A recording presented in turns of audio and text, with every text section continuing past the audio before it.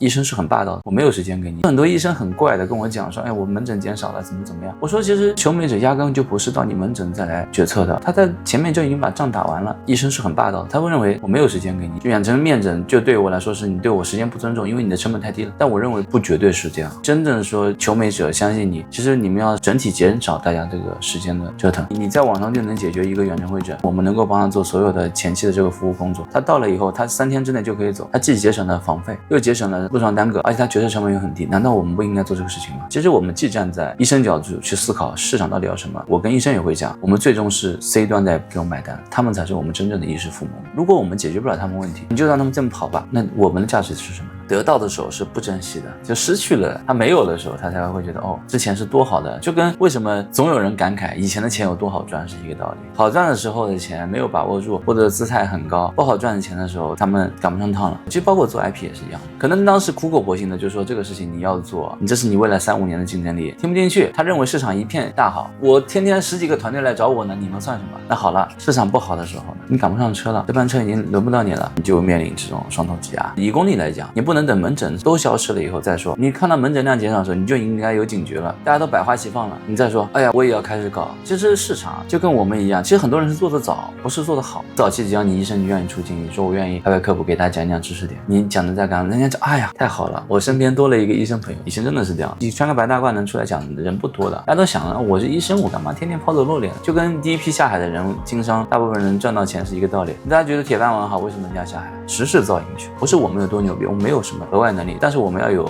看待事物发展的规律的眼光，这是需要的。我们知道什么是势，顺势而为，那就是对的。